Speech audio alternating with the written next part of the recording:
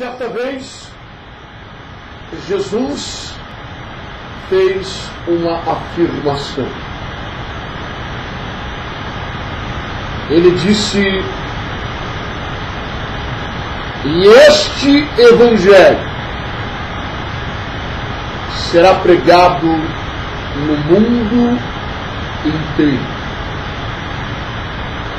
E então virá o fim.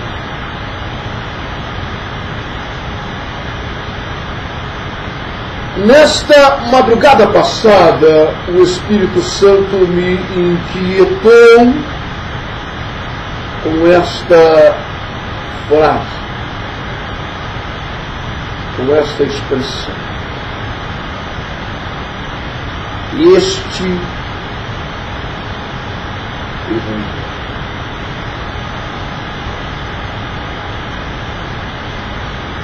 Nós que conhecemos a Bíblia Sagrada, sabemos de todos os fatos que foram ocorrendo desde a época dos apóstolos de Cristo, que começaram a viajar por todos os lugares, por todos os países, por todas as nações conhecidas naquela geração. E eles saíram pregando o Evangelho e fundando igrejas e solidificando a fé em Jesus Cristo, o único meio de transformação de nossa história e de salvação de nossa alma.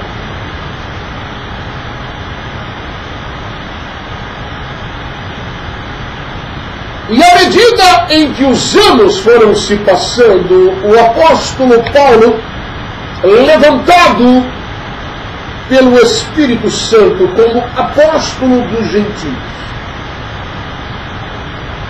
ele recebeu a unção para levar esse evangelho a todos os povos da terra e doutriná-los ou ensiná-los, orientá-los em uma nova vida. No passar do tempo começaram a surgir heresias, hipócritas começaram a entrar nesta igreja e começou a haver tumulto e confusão e distorção nos ensinamentos do apóstolo Paulo. Observe você, desde este período da história, que estes problemas eles existem. O que eu estou falando é aquilo que Paulo chamou de outro evangelho.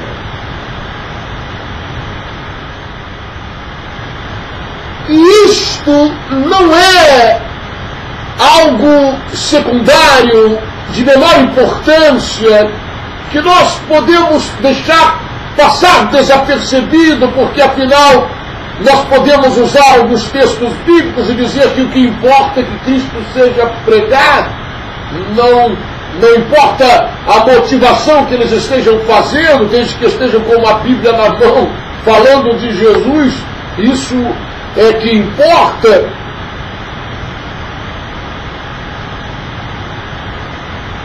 Mas a grande verdade é que o apóstolo Paulo começou a perceber que Satanás estava de maneira sorrateira se infiltrando no meio da igreja e distorcendo este evangelho. Porque é este o evangelho que é poderoso para salvar a nossa alma, que é martelo capaz de esmiuçar uma pedra, que é a espada de dois gumes que penetra em nossa alma e faz divisão entre a alma e o espírito.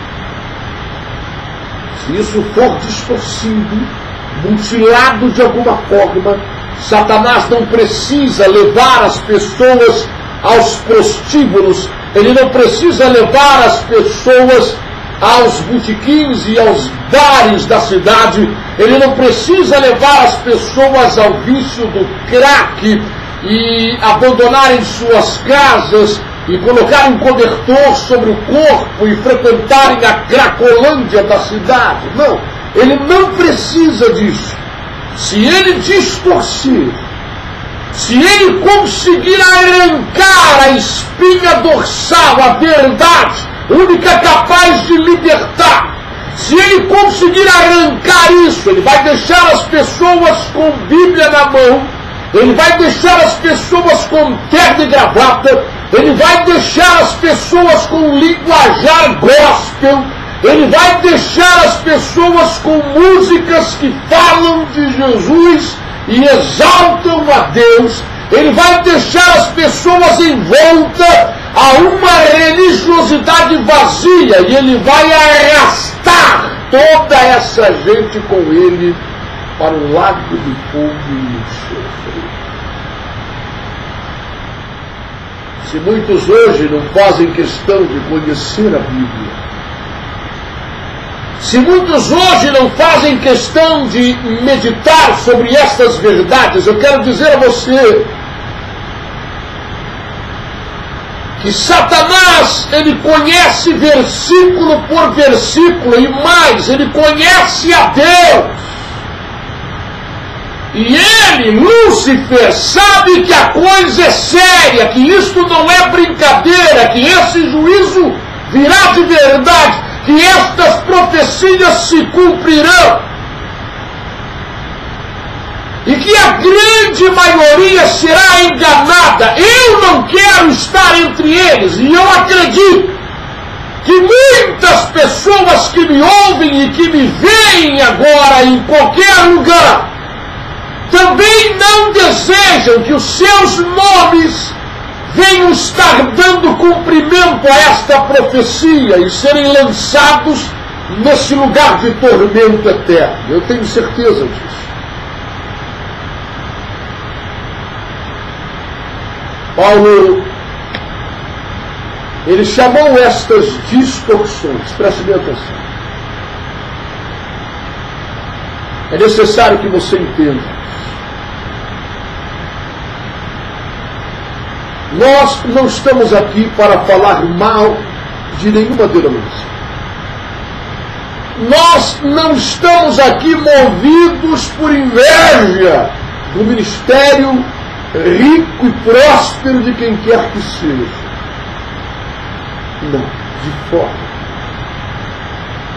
Nós não estamos aqui para tocar em ungidos de Deus. De forma.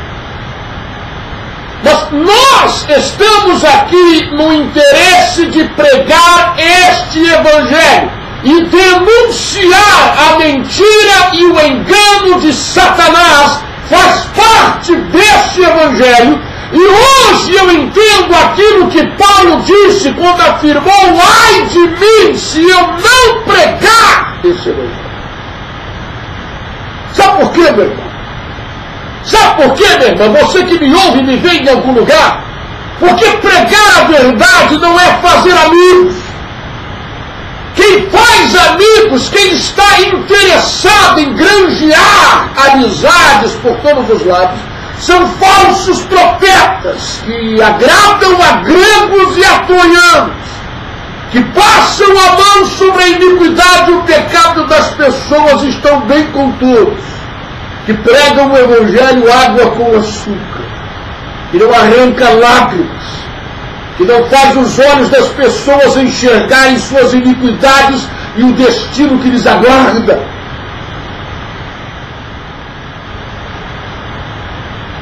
Se não pregarmos esse Evangelho, estaremos também perdidos. Deus, certa vez, ele diz assim: se eu falar sobre o pecado de um povo, preste atenção, para que você compreenda a razão que me motiva a pregar a verdade, porque ao pregar a verdade nós granjeamos inimigos. antipatia. Porque é necessário que você entenda que a grande maioria não quer ouvir a verdade. Eles têm pavor da verdade. Eles não querem ouvir falar sobre o fim. Eles não querem ouvir falar sobre o juízo de Deus. Eles não querem ouvir falar sobre estar diante desse trono e prestar contas. Isso não faz parte do evangelho deles. O evangelho deles é apenas dinheiro, grana, emprego com alto salário, ser um empresário bem-sucedido e conquistar carros importados e conquistar mansões e casas com muitos quartos e muitos cômodos. E esse é o interesse dessa gente. Eles querem usar o sangue que Cristo derramou na cruz para se beneficiarem deste mundo. Quando Paulo ele afirmou uma coisa, ele disse: se nós esperarmos em Cristo apenas para as coisas, pensando apenas nas coisas deste mundo, seremos os mais miseráveis de todos os homens. Preste atenção.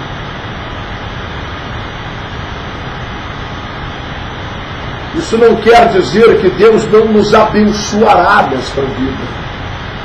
É claro que é isso. Mas isso quer dizer que aquilo que Jesus pregou é verdade. Que nós não devemos estar ansiosos e preocupados e se descabelando e aflitos por estas coisas e buscando apenas elas e colocando estas coisas como prioridade diante de nossos olhos. O que haveremos de vestir, o que haveremos de comer e buscando isso. Não, Jesus ele disse: aprendam uma lição. Olhem para os pássaros do céu, para os lírios do campo.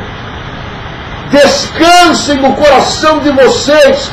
Vosso Pai veste os lírios do campo de forma tão gloriosa que nem Salomão, em toda a sua riqueza e em toda a sua glória, se vestiu de forma tão harmoniosa.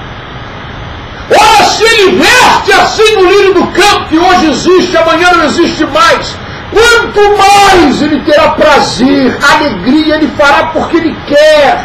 Não é porque você está encostando ele na parede, não é porque você está dando a ele uma oferta no envelope, não é porque você está comprando uma bênção, não é nada disso. Ele fará porque ele te ama, porque você é filho dele, porque você é sua filha, e ele tem prazer e alegria como um pai que é dono do ouro, da prata, do diamante, da pedra preciosa. Ele tem prazer em te abençoar.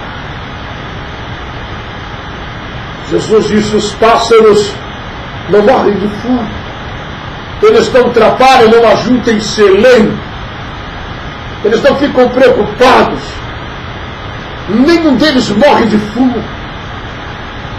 Quanto mais vós, que são seus filhos. Então veja, Deus ele abençoa por prazer, por comunhão, por intimidade, porque somos seus filhos. Mas Jesus disse: não deve ser essa a prioridade, não se enganem. Não é esse tipo de relacionamento que Deus quer. Ele não busca um relacionamento comercial. Ele não está vendendo milagres. Ele não está vendendo bênçãos. Ele não é o lado gênio da lâmpada mágica. Ele está buscando filhos, verdadeiros adoradores, gente que o adore em espírito e em verdade. Ele quer relacionamento, ele quer a intimidade de um pai com o filho. Buscai, disse Jesus, antes de todas as coisas, o reino dos céus e a sua justiça.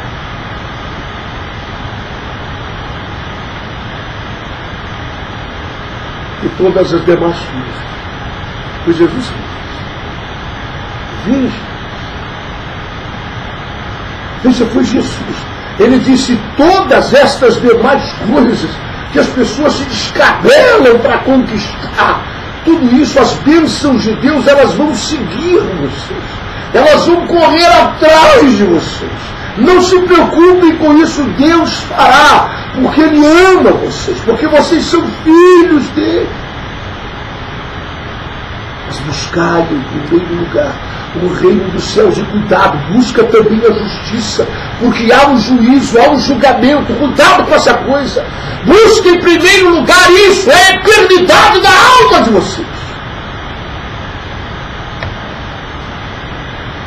Deus, ele disse: se eu avisar sobre o pecado de um povo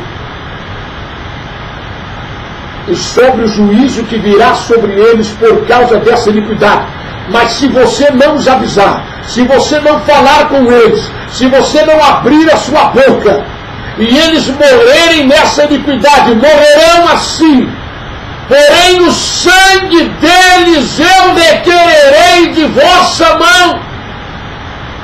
Por isso é que este evangelho tem que ser pregado no mundo inteiro. Não significa que todos se quebrantarão, que todos se converterão, que todos vão dizer ao ouvir esse evangelho: aleluia, glória a Deus, Deus levantou um profeta em nosso meio, está pregando a verdade, eu estava no erro da mentira, vou abrir os meus olhos e vou mudar de vida. Não! Vão jogar pedra, vão perseguir, vão falar mal. Mas este evangelho, ele precisa ser pregado para o nosso próprio bem. Porque o Senhor disse que se nós não falarmos a verdade, se esse povo não ouvir essa verdade, esse povo que caminha na mentira, que caminha na ganância, que faz parte do evangelho distorcido e mutilado pelo diabo, se eles não ouvirem de alguma forma essa verdade, eles morrerão nessa iniquidade, pagarão preço por isso, mas o sangue deles, Deus vai requerer das minhas mãos e das tuas mãos, que nos negamos a nos empenhar, a fazer alguma coisa, a nos esforçarmos, a colocarmos a mão no arado e levarmos assim. Mas ele mesmo disse: se você avisar esse povo e falar da sua iniquidade, e falar do seu pecado, e eles não se arrependerem, morrerão no pecado, porém o sangue deles não requererei de vossas mãos.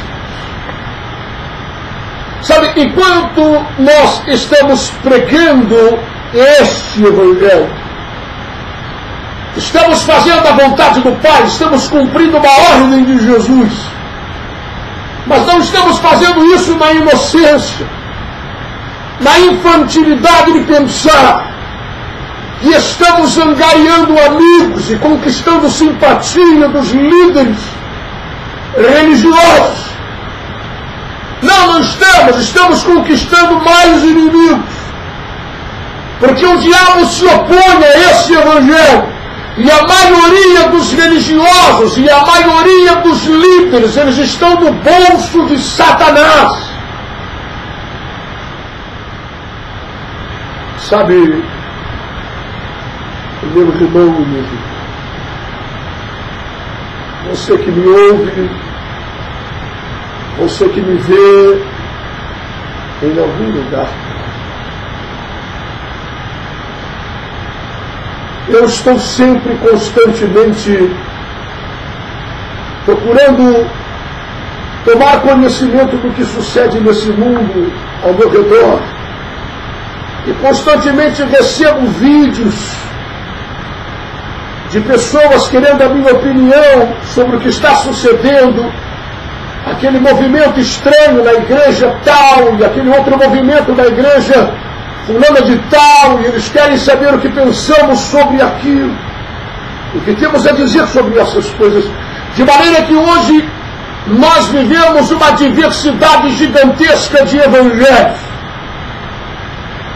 É aquilo que Paulo chamou de anátema. Paulo disse que se viesse um anjo do céu, veja a seriedade disso, se viesse um anjo do céu, ou se alguém trouxesse uma carta assinada por ele, trazendo outro tipo de revelação, retirando alguma coisa do que já havia sido dito, ou acrescentando alguma revelação do que já havia sido dito, que aquelas pessoas tivessem a firmeza e o alicerce na vida cristã de estender a sua mão e o seu dedo e dizer: isto é anátema, isso pertence ao diabo, isso é engano de Satanás, isso é coisa maldita.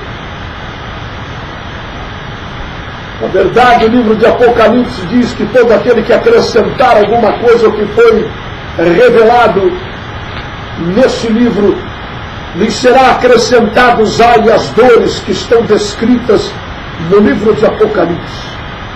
E todo aquele que retirar lhe será retirado também o direito de entrar no reino dos céus. As pessoas brincam. Isso virou uma terra de ninguém, onde cada um faz o que quer das escrituras sagradas.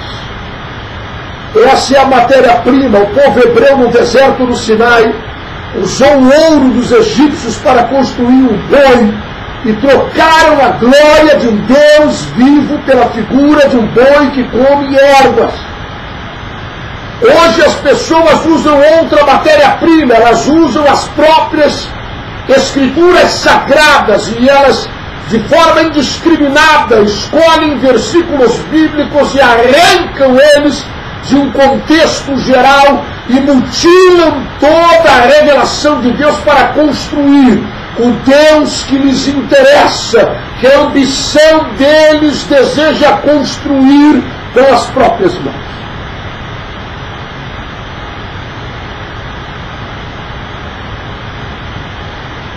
Muitas vezes eu tenho visto imagens chocantes daquilo que algumas pessoas chamam de avivamento. Presta atenção.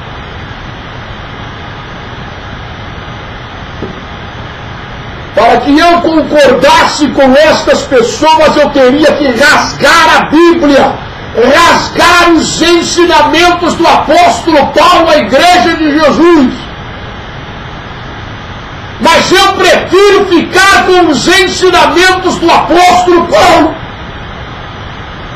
e dos outros apóstolos de Cristo e do Espírito Santo e do próprio Jesus. Sabe, você não precisa dar crédito à minha pessoa.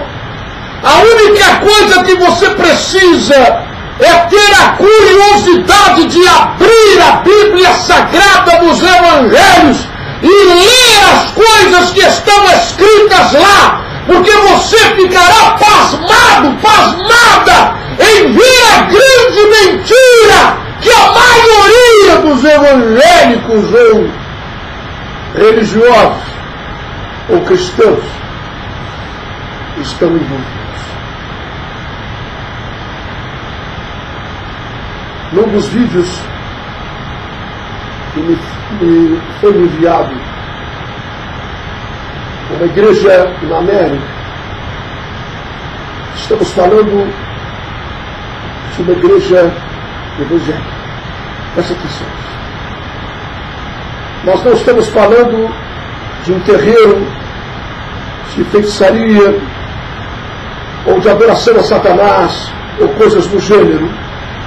Estamos falando de uma igreja que afirma ser cristã e ter a Bíblia Sagrada como sua regra de fé e prática. E nesta igreja, o pastor assume o púlpito e ele não abre nem a Bíblia e não se lê um versículo e ele não prega a palavra de Deus, mas apenas ele começa a rir e a dar gargalhadas e todos começam a dar gargalhadas e é a unção da gargalhada. Presta atenção. Eu não estou falando que Deus não nos quer felizes e sorrindo. Eu estou falando que o povo tem sede de ouvir a palavra de Deus. Em um outro vídeo, as pessoas recebem a unção do cachorro. Escute, isso não é piada. Eu estou falando para você que existem pessoas que caem prostradas no chão e começam a engatear e a latir igual cachorro.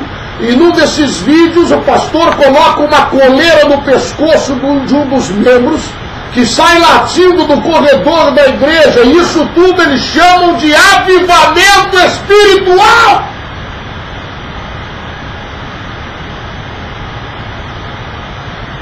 Há pouco tempo atrás me enviaram um vídeo de uma das cantoras gospel mais famosas no Brasil, conhecida no Brasil inteiro, líder de um conjunto musical gospel conhecido no Brasil inteiro, que já gravou vários CDs, e isso é uma coisa muito boa.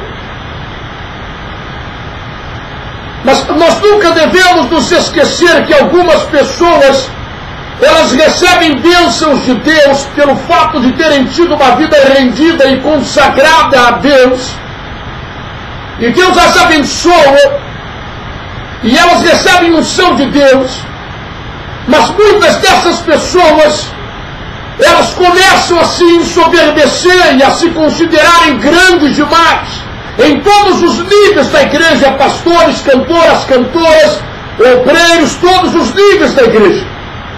E eu quero lembrar a você que não havia ninguém mais próximo de Deus do que Lúcifer. Portanto, nós temos que ter cuidado com todas as manifestações, venha de quem vier. Se isso contrariar as Escrituras Sagradas, Paulo disse, seja anátema. Mesmo que seja uma carta escrita, assinada por mim, reconhecido firma no cartório de Jerusalém, se isso não se encaixa nas Escrituras Sagradas, considere como anátema. Não há nada que possa ser acrescentado ao que vocês receberam. Não há revelações novas. Este é o Evangelho, vivam nele. Mergulhem nessa unção. O Evangelho de Cristo é o Evangelho da renúncia. E não da conquista, o Evangelho da cruz. É o Evangelho em que se busca o reino dos céus e não as coisas desse mundo. E esta cantora, nesse vídeo, diz ter recebido a unção do leão e começou a engatear como uma leoa no palco, mexendo com a libido e a imaginação fértil do sexo masculino que estavam presentes naquele show gospel, de ver aquela moça engateando como uma leoa que dizendo havia recebido a unção do leão.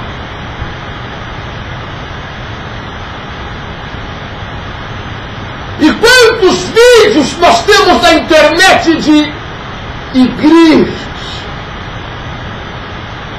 em que não há mais ministração da palavra, e o que nós presenciamos são batidos ensurdecedores de tambores e da guitarra, e letras de canções que nós não entendemos quase nada do que é dito, e as pessoas saem rodopiando enlouquecidas pelo salão.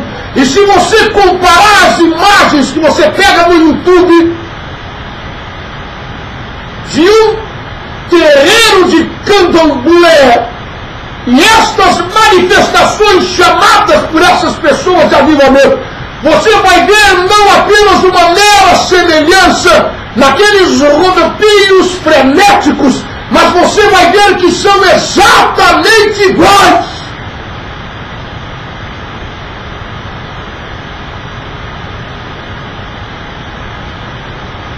E o que fazer com os ensinamentos sobre o comportamento? Paulo diz que isso é uma coisa tão séria que nós não devemos ser meninos, crianças, imbecis, a ponto de pessoas entrarem numa igreja, num santuário e considerar todo mundo maluco, doido, perturbado da cabeça ou possuído por demônios. Mas Paulo diz que se houver alguém na igreja que começar a falar em línguas estranhas, veja, apenas isso, apenas falar em línguas, e se não houver alguém que interprete essa língua, essa pessoa deve sentar-se e calar-se, Porque o Espírito é sujeito ao profeta, e se não houver alguém que interprete aquela língua, ele deve calar-se, porque aquilo edifica apenas a si mesmo. Paulo está doutrinando, está ensinando a igreja de forma madura e séria, sem meninice, sem palhaçada.